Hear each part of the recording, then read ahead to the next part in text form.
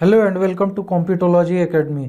तो आज हम लोग देखेंगे कि जो नया एजुकेशन इंडेक्स का जो रिपोर्ट अभी रिलीज़ हुआ है कल परसों, तो उसके में डिफरेंट स्टेट्स जो हैं इंडिया के, उनका क्या पोजीशन है, कौन सा स्टेट इम्प्रूव किया, कौन सा स्टेट डिटोरियोरेट किया है अपने एजुकेशन सिस्टम के मैनेजमेंट में और प्रोविज़न में, और उसमें क्या क्या पैरामीटर्स हैं डिफरेंट।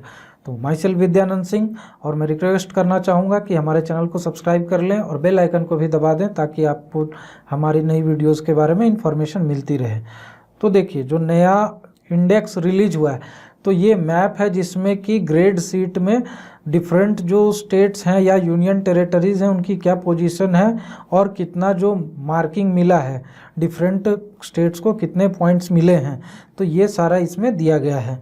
इसमें देखिएगा कि जो पहले था स्टेट केरला, 2017 से वो टॉप पे रहता था, लेकिन धीरे धीरे वो अपना पोजीशन लूज़ करते जा रहा है। क्योंकि देखिए, जब भी कोई चीज़ के बारे में पब्लिक में इंफॉर्मेशन निकल के आने लगती है कि कौन सा स्टेट कैसा परफॉर्म कर रहा है, क्या कर रहा है, तो एक कंपटीशन की भावना आती है और उसके कारण फिर स्टेट्स उस चीज़ को इम्प्रूव करने में और उसको में अपने उस पैरामीटर में अपने आप को आगे बढ़ाने में कोशिश में लग जाते हैं। तो इसके कारण यहाँ पर देखेंगे कि पंजाब, जो कि पहले बहुत नीचे रहा करता था, वो ड्रेस्टिकली इम्प्रूव करते जा रहा है। और भी बहुत सारे स्टेट्स हैं, जैसे कि बिहार में भी बहुत इम्प्रूवमेंट दिख रहा है। पहले इसकी पोजीशन और नीचे हुआ करती थी, हालांकि इसमें ऐसा भी देखने को मिला है कि कुछ स्टेट्स नीचे चले जा रहे हैं। तो आइए देखते हैं कि क्या करंट पोजीशन है। तो परफॉर्मेंस देखिए, इसका नाम है परफॉर्मेंस ग्रेडिंग इंडेक्स, जो कि पब्लिश करती है एजुकेशन मिनिस्ट्री, और इसे पहले फॉर्मली जो है so human resource development ministry HRD कहा जाता था, लेकिन अभी जो है इसका नाम चेंज करके एजुकेशन मिनिस्ट्री कर दिया गया है। और पैरामीटर्स इसमें मेनली 4 हैं। सबसे पहले है लर्निंग आउटकम। लर्निंग आउटकम में क्या होता है कि बच्चों ने कितना जाना, कितनी उनकी नॉलेज बढ़ी और क्या उनका इम्प्रूवमेंट हुआ। तो इसके लिए एक नेशनल असेसमेंट सर्वे हुआ करता था, जो कि 2020 में पेंडेमिक के कारण नहीं हो पाया। अदरवाइज ये हर साल नेशनल असेसमेंट सर्वे कंडक्ट होता था, जिसमें क्लास 3, 5, 8 और 10 के बच्चे पार्टिसिपेट करते थे और उनकी टेस्ट होती थी, और उसके बाद उस स्टेट का जो रैंकिंग है, जो नंबर है, वो वहाँ पर दिया जाता था। और इसमें लगभग 16 पैरामीटर्स होते थे नेशनल असेसमेंट सर्वे में। और उसके बाद है एक्सेस एंड इक्विटी।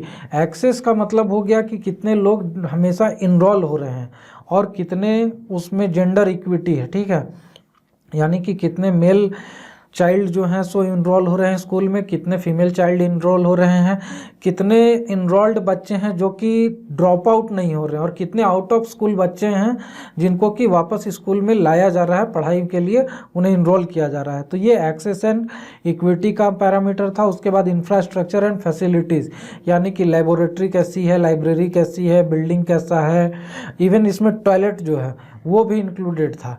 क्योंकि देखिए, इनरोलमेंट जो है, एक्सेस एंड इक्विटी का जो ये पैरामीटर है, ये इम्पैक्ट करता है कि आप फीमेल चाइल्ड के लिए या मेल चाइल्ड के लिए ही इवन आप फ्रेश होने के लिए और इन सब चीज़ों के लिए क्या इंफ्रास्ट्रक्चर प्रोवाइड कर रहे हैं। तो ये सारा इंक्लूडेड था। उसके बाद है गवर्नेंस एंड मैनेजमेंट। तो स्कूल की मैनेजमेंट कैसी है, क्या गवर्नेंस है, किस तरह से सिचुएशन को हैंडल कर रहे हैं, किस तरह से एग्ज़ाम हो रहा है, और प्रोविजनिंग क्या है, इन सब चीज़ों को यहाँ पर इंक्लूड किया जाता था। तो इसमें लगभग टोटल 70 इंडिकेटर्स थे, ठीक है। उसमें से 54 इंडिकेटर्स, 54 इंडिकेटर्स जो हैं सो ये सारे फॉर्म करते थे। और इसमें कुछ कुछ पैरामीटर्स ऊपर नीचे होते रहते हैं, लेकिन ये जो NAS का पैरामीटर है ये अनचेंज्ड रहता है। और 2020 में NAS नहीं होने के कारण इसे अनचेंज्ड रखा गया है। बाकी के जो पैरामीटर्स हैं उन पे जो है सो ये सिर्फ 2020 का रिपोर्ट, 2019-20 का जो रिपोर्ट है वो आया है। और इसमें ये सारे पैरामीटर्स जो हैं, बाकी के 3, इनका जो सेंट्रलाइज्ड असेसमेंट होता है, जैसे कि डेटा जो है सो कोलेक्ट कर लेते हैं स्कूल्स से और डिस्ट्रिक्ट लेवल से सारा डेटा कलेक्ट होता है, और उसके बाद उसका कंपाइलेशन करके रैंकिंग तैयार की जाती है।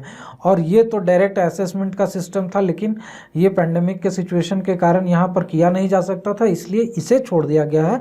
और बाकी के 54 पैरामीटर्स पे यहाँ पर ये रैंकिंग तैयार की गई है। अब देखते हैं कि इसमें डिफरेंट स्टेट्स ने कैसा परफॉर्म किया है। तो जैसा कि हमने पहले ही डायग्राम में देखा था कि जो बेस्ट परफॉर्मर स्टेट है यहाँ पर वो है पंजाब। तो पंजाब जो है उसने स्कोर किया है 929 आउट ऑफ 1000, 929 पॉइंट इसने स्कोर किए हैं, जबकि लास्ट ईयर पंजाब का स्कोर था 769। तो आप देख सकते हैं कि कितना बड़ा डिफरेंस क्रिएट हुआ है, कितनी हाई स्कोर की है इसने। और ये बेसिकली आया है इक्विटी से, जैसे मेल टू फीमेल जो इनरोलमेंट रेशियो था वो इम्प्रूव हुआ है, इंफ्रास्ट्रक्चर एंड गवर्नेंस इम्प्रूव हुआ है, और एक्सेस इनरोलमेंट भी इम्प्रूव हुआ है। लेकिन ये जो 4 पैरामीटर हैं, इक्विटी, इंफ्रास्ट्रक्चर एंड गवर्नेंस, इसमें तो पंजाब ने टॉप किया है। इसके लेवल में कोई स्टेट है ही नहीं जितना इन्होंने स्कोर किया है। और एक्सेस में ये टॉप लेवल शेयर कर रहे हैं केरला के साथ। और हम लोग पहले से जानते हैं कि केरला का लिटरेसी रेट बहुत हाई है, लगभग 93% का है, ठीक है।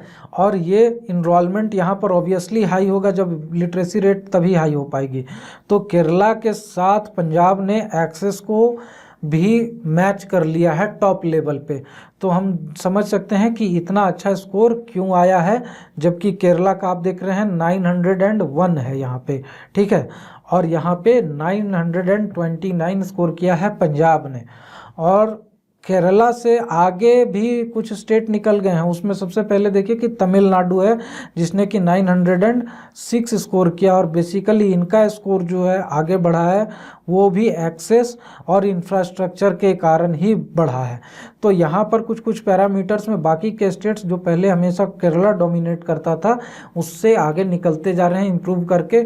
और ये एक बहुत ही अच्छा हेल्दी कंपटीशन है, बहुत अच्छा इंडिकेटर है, क्योंकि इससे जो इंडिया की लिटरेसी रेट है वो बहुत आगे जाएगी और ये बहुत फ़ायदेमंद होगी ओवरऑल इम्प्रूवमेंट में और ह्यूमन रिसोर्स डेवलपमेंट में और एजुकेशन लेवल में बच्चों के। क्योंकि देखिए एक बार जब फाउंडेशन यहाँ पर क्लास 10 तक का एडमिशन हो रहा है और असेसमेंट हो रहा है, तो एक बार जब फाउंडेशन अच्छा होगा तो हायर लेवल पे, क्योंकि एक्सेस एंड इक्विटी में ये भी एक पैरामीटर है, एक इंडिकेटर है कि आप जो हैं सो आगे इनका ब्रिजिंग कैसे कर रहे हैं, आगे के हायर लेवल कोर्सेज में ये कैसे जा रहे हैं स्टूडेंट्स जो यहाँ पर इनरोल हुए हैं, और वो जा रहे हैं कि नहीं जा रहे हैं, ये भी चीज़ मापी जाती है। तो ये आगे जो फाउंडेशन बढ़िया रहेगा तो स्टूडेंट्स डेफिनेटली आगे भी अपने आप को एक्सेल करने की कोशिश करेंगे, और उसके कारण आगे हमारा लिटरेसी रेट और हायर एजुकेशन का रेट भी बढ़ेगा, जिससे कि हमें बेटर टैलेंटेड लोग मिल पाएंगे और वो इकोनॉमी के लिए और ओवरऑल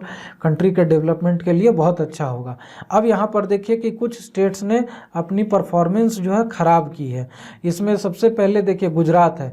गुजरात जो है सो ड्रॉप कर गया है 8th पोजीशन पे फ्रॉम 2nd पोजीशन। पिछले एडिशन में गुजरात का पोजीशन जो था 2nd था, और ये चंडीगढ़ के बाद था। चंडीगढ़ भी जो है सो 2nd पोजीशन में आ गया, पंजाब टॉप पे आ गया है, और गुजरात 2nd पोजीशन से सीधा 8वें पोजीशन पे गिर के आया है। और यहाँ पर बेसिकली इनका ये डिटोरियरेशन हुआ है एक्सेस एंड इक्विटी के कारण। इनकी इनरोलमेंट लेवल जो है धीरे धीरे कम होते जा रही है, और ये स्कूल में बच्चों को रिटेन नहीं कर पा रहे हैं, जिसके कारण कि इनकी परफॉर्मेंस गड़बड़ हुई है। तो ये एक बहुत ही बड़ा इशू है, क्योंकि अगर आप रिटेन नहीं कर पाएंगे बच्चों को तो फिर हमारा ओवरऑल लिटरेसी रेट कम होता चला जाएगा, और इसीलिए गुजरात में लिटरेसी रेट भी कम होने के चांसेस हैं, क्योंकि यहाँ पर इनका ओवरऑल जो परफॉर्मेंस है ये गड़बड़ होता जा रहा है। उसके बाद यहाँ पर देखिए मध्य प्रदेश की भी वही हालत है, और मध्य प्रदेश और छत्तीसगढ़ ने लगभग सारे ही इंडिकेटर्स में ख़राब परफॉर्म किया है, और इसीलिए इनके जो स्कोर है उसमें बहुत ज़्यादा ड्रॉप आया है, ग्लेयरिंग ड्रॉप आया है। इवन आप देखेंगे कि छत्तीसगढ़ की हालत ये हो गई है कि आप देखिए ये यहाँ पर लगभग 700 के भी नीचे आ गए हैं, और इनकी ये परफॉर्मेंस की गड़बड़ी जो है बहुत ही चिंताजनक है। क्योंकि आप देख सकते हैं कि जहाँ पर कुछ स्टेट्स में नॉर्थ ईस्ट में जहाँ पर इंफ्रास्ट्रक्चर और एक्सेसिबिलिटी और गवर्नेंस की इशू थी, सिर्फ उनके थोड़े बहुत जो स्कोर हैं वो गड़बड़ हैं। और इसका बेसिकली कारण ये है कि इनकी जो टोपोग्राफी है, इनका जो ट्रेन है, जोग्राफिकल कंडीशन है वो गड़बड़ है। यहाँ पर दूर दूर पे स्कूल होते हैं क्योंकि इंफ्रास्ट्रक्चर कम है, और रोड की एक्सेसिबिलिटी कम है, और दूसरी चीज़ यहाँ पर ट्रांसपोर्टेशन सिस्टम प्रॉपर नहीं मिल पाता है, और पॉपुलेशन डेंसिटी भी कम है, इसलिए स्कूल्स दूर दूर होते हैं, जिसके कारण बच्चे दूर तक ट्रेवल नहीं कर सकते हैं, तो इनकी इनरोलमेंट रेशियो कम हो जाती है और इंफ्रास्ट्रक्चर कम है। लेकिन यहाँ पर छत्तीसगढ़ में ये स्थिति पहले नहीं थी, ये स्थिति पहले ठीक थी, लेकिन उसके बाद धीरे धीरे छत्तीसगढ़ में परिस्थिति गड़बड़ होते जा रही है, जो कि एक चिंता का विषय है, क्योंकि छत्तीसगढ़ में पॉपुलेशन भी ज़्यादा, पॉपुलेशन डेंसिटी भी ज़्यादा है, और ट्रेन उतना ख़राब नहीं है, टोपोग्राफी उतनी गड़बड़ नहीं है कि स्कूल नज़दीक नज़दीक पर ना बन सके या ट्रांसपोर्टेशन का इशू आए। तो यहाँ पर गवर्नमेंट को इसमें देखना पड़ेगा कि इसे फिर कैसे सही ट्रैक पे लाया जा सकता है। प्लस यहाँ पर आप देख सकते हैं कि जो लद्दाख है, लद्दाख पिछले जो इंडेक्स था उसमें उसे इंक्लूड नहीं किया गया था, ये न्यू इंट्रेंट है, और यहाँ पर भी आप देख सकते हैं कि सबसे कम स्कोर जो है लद्दाख ने किया है, जो कि 545 है, ये लोएस्ट स्कोर है इस इंडेक्स का। और यहाँ पर लद्दाख में इंडेक्स में सबसे लो स्कोर करने का भी कारण वही है, इंफ्रास्ट्रक्चर, एक्सेस, इक्विटी, गवर्नेंस, क्योंकि यहाँ पर भी टोपोग्राफी एक बहुत बड़ा मुद्दा होता है। साल में 6 महीने तक बर्फ़ की स्थिति रहती है, लद्दाख में बर्फ़ से ढका रहता है। उसके बाद यहाँ पर भी पॉपुलेशन डेंसिटी कम है, जिसके कारण कि यहाँ पर स्कूल्स दूर दूर हैं, जिसके कारण एक्सेस और इक्विटी, एडमिशन वगैरह की इशू आती है, एनरोलमेंट की इशू आती है।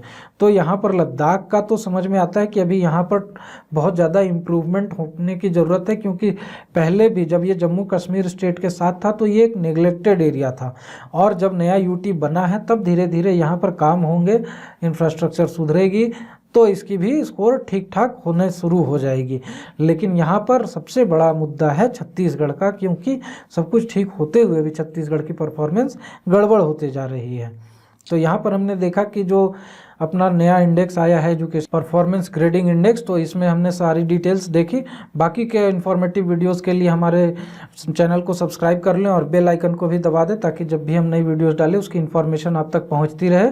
और यहाँ पर हमें सोशल मीडिया चैनल्स पे भी आप फॉलो कर सकते हैं। हमारे वेबसाइट पर डिफरेंट कोर्सेज चल रहे हैं, उसे भी आप ज्वाइन करें। Thank you very much and have a nice day.